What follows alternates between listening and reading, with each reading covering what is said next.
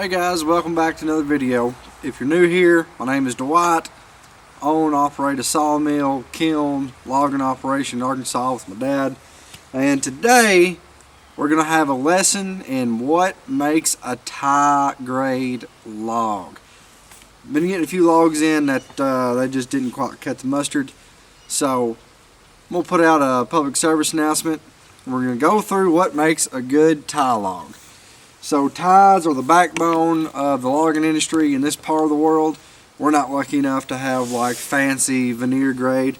We have ties and a little bit of grade lumber and then staves. But like I said, railroad ties are the backbone of the forestry industry in this part of the world.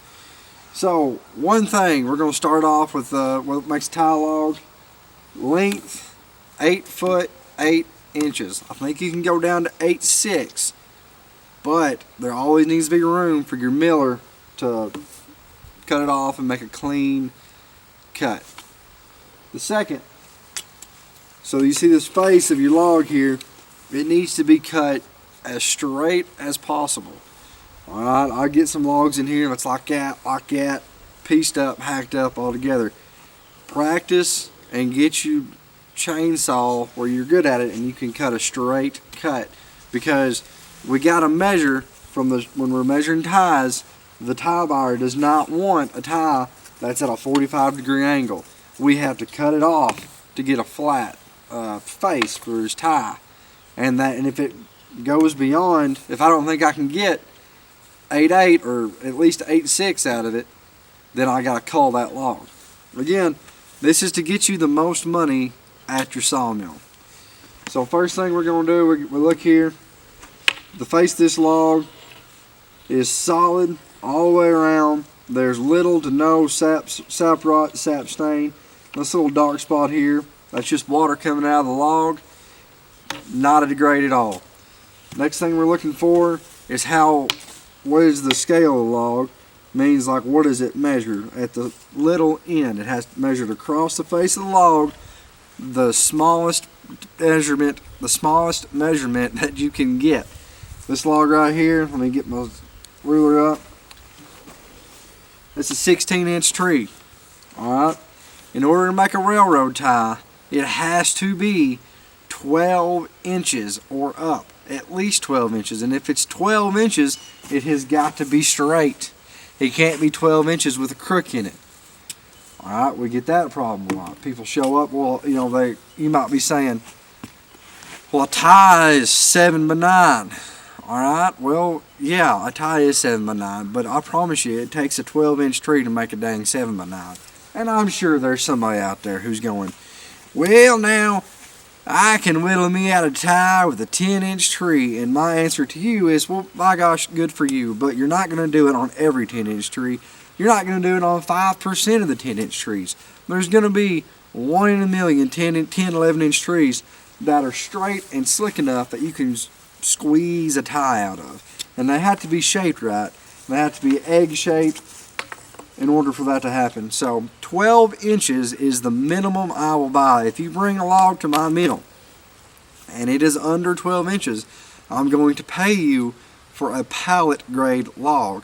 I don't know if you're familiar with the forest industry right now, but pallet material is in the garbage. The price is trash. So you're not going to get much from the log. And honestly, I'll probably tell you, I don't want to buy it, put it back on your truck, and take it back with you and cut it up for firewood. So next thing we're looking at is knots. This log right here is a slick log. It doesn't have many knots on it at all. But you can look right here, you see this fresh spot here, that was a big knot. Okay, when we put these logs on the sawmill, we want it to be as streamlined as possible. When I if you left this knot on here, I put it on my sawmill, it's going to get hung on something. It might hang on I've got a vertical edger, it might hang on the vertical edger housing, create all kinds of problems for me. It might hang up on the live deck. It might hang up on the load unload. It's a pain in the butt. Trim your knots flush with the log. So when it runs through my mill or your local log buyer's mill, he doesn't have to worry about it. If you bring these logs to me, I'm going to deduct the price because I know I'm going to have to get a chainsaw out and cut these knots off where I can put it on my mill. You can see this tree right here, this log right here. It's got limbs cut flush, and knots cut flush. These are not defects. These do not lower the price of the log. As long as they are flush with the log, that's fine. It's a tie log, okay? Another thing we're going to look at is common defects in logs. Tie buyers will not buy anything with rot, shake. They don't want any dote. They want a solid tree. So what shake is well, I'll show you a good example of shake. It's a crack that forms around the center of the heart of the tree and comes from the tree moving in the wind. If you can zoom in or look at this log right here, you see these cracks? These cracks in this face of this log running up and down, left and right. That's an acceptable amount of cracks and fissures and stuff. That's acceptable. I'll buy that. And if we look, you can see another defect I'm talking about is a double-hearted tree. Look right here. This here is a knot off a limb. It's got a heart here and a heart here. Well, that's okay. What I'm going to do is I'm going to take my tie off that end right there. As long as your double heart is not close to the first heart, if you think I need 11 or 12 inches between that defect. That's 12 inches from the defect to the end of this wood, and I can still get a tie out of that. Alright, this here is a coal log. I cannot make a tie out of this log. I will not pay anybody for a tie log if they bring this to my mill. You see it's got this big ugly limb on it here. That's not the defect, but if you take a step back and look, it dog legs crooked here, comes up, and then crooks back the other way here. And that's okay if you have enough meat on this tree to compensate for that. So you need 14 inches on this tree to compensate for the dog legs. The knots don't bother me because I know they're solid. You need to be big enough to take out the dog legs because you're going to have to come through here with your blade. If you come over here and look, you see this tree is only 11 inches. Now if this log was straight and slick, I would probably buy it for a tie log and just round up to 12 and give you 45 foot for this log. But I can't make a tie out of it. It's crooked as a dog's leg. This is a pallet material, and pallet material is worth nothing right now. So keep that in mind. If you bring this log to your sawmill, your log buyer, he's probably going to load it back on your truck until you go home cutting firewood. Or he's going to pay you literally $5 for it because he might, if he's nice, he'll pay you $5. When he puts that on his mill and saws it into a 6-bait, he might get $10 out of it. Let's go over here and I'll show you some more defects. So here at my coal tie pile here, and you can look at it and see these logs were sat in the field for a long time, but so if you look, these trees were dead when they were cut. And the sap rot, the tie buyers consider sap rot the same thing as bark. Can't have any bark on these logs, and they still have to face out, which means they have to have the face across here has to be within specs of the measurement.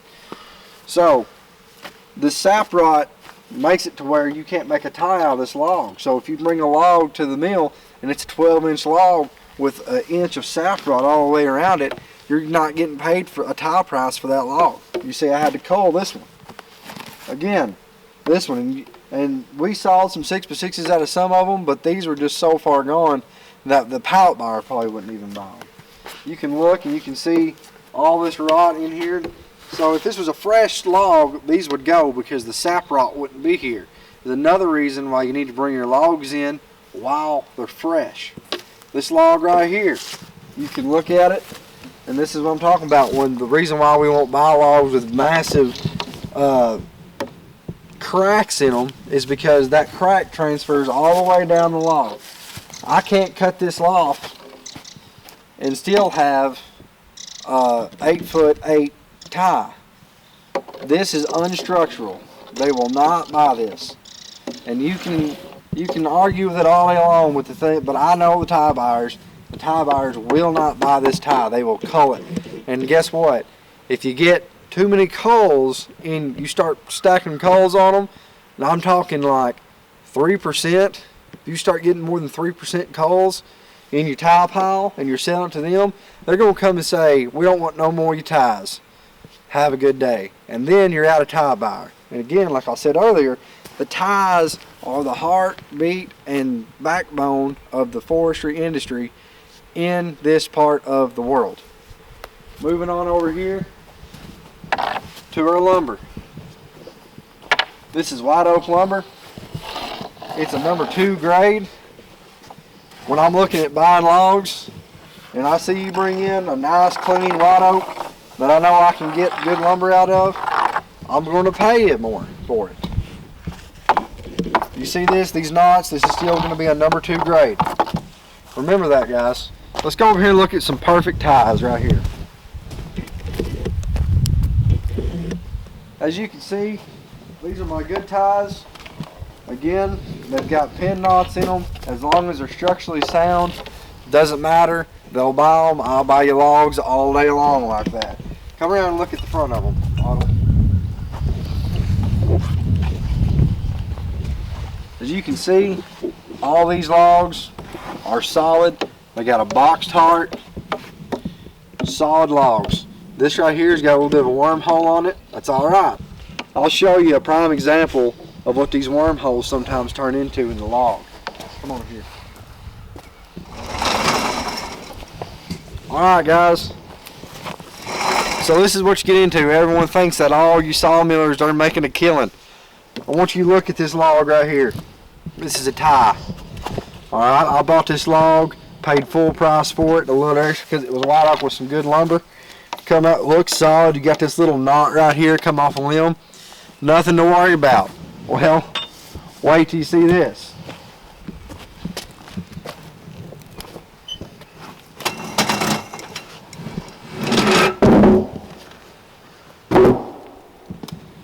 That's what happens. So even though your buyer, your log buyer is trying his best, he's still going to lose a percentage of his logs. This is a cold tie. They will not buy this. This is worthless. Alright guys, I got another cold tie or cold log here for you. Again, if this tree was solid, it would be a tie log. But it's not. If you look, this is a gum. You've got a heart here, a second heart here, with a gap in the middle. If this was a, like I was showing you earlier when the knot was up here, this is cold. There's no way I can get around this other heart and get a 12-inch log. This is a 12-inch log. If I was to try to saw this, I couldn't get a 7x9 without one of these, without splitting one of these hearts and without having the heart show up. So again, this right here is another problem when you start bringing in stuff with these double hearts. This is worthless. And this time of economic deal that we're in with the lumber market and the pallet market, you cannot be bringing this stuff to your sawmiller. He is not going to be happy. You want to keep him happy because if he's making money, you're making money. Again, if we had a hot pallet market, I would just go ahead and knock the price down on this log. I'd probably pay 20 cents a foot for it and buy it at the full board footage at 20 cents a foot, and I would make a 6x8 out of it and go on about my business. But you can't do that anymore because the market is just not there.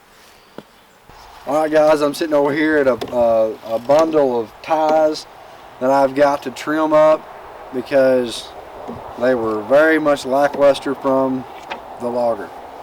So if you can look here and tell, these ends are not straight. Right here's a little bit of shake I was talking about. I'm going to try to get by with that one. I'm going to have to come back in here with my chainsaw and straighten all these up. Because you can see this one's cut at like a 45-degree angle. Can't have that. They won't buy that. Make your logs pretty, make them straight, and you won't have any problem. Again, this one's probably going to end up being a call. I'll probably just need to throw this one off the pile and just say call it to save the stress for my tie buyer, because I want him to be happy, because I don't want him to cut me off on ties. Alright guys, so that's going to wrap up this video. I want to hit back on some important points. Number one, no double hearts, no shake. Cut them to length, 8'8". Sometimes your mill may want them a bit longer for selling 9-foot lumber, but just talk to them and ask them and cut them to the length that they specify. Cut them straight, not at an angle. Make sure they're solid, and at least 12 inches on the little end. The smallest measurement you can find on the end of that log needs to be at least 12 inches. If you do that and keep them solid and keep them pretty, slicked off, no knots showing, everything smooth with the log, you're going to have a happy sawmill log buyer, and you're going to have a happy checkbook. I appreciate y'all watching. Subscribe to the channel, like, share with your friends, whatever you want to do. I'll see y'all next time.